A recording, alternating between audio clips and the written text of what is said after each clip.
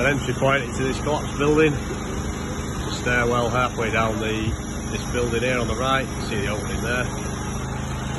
The entry point into this building.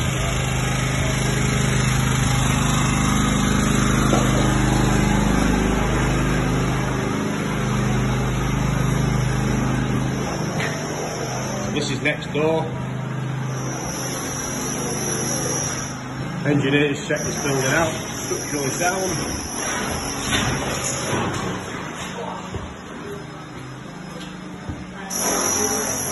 The young lady's trapped on the second floor.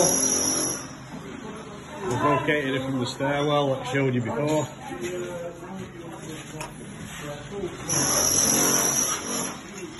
Breaking and breaching into the next building.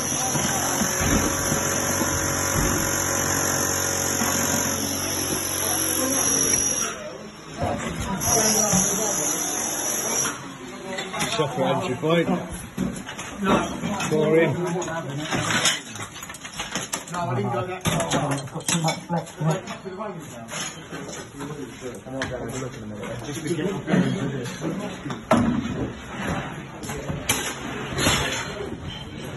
You can see the extent of the collapse at the back. This is obviously looking next door.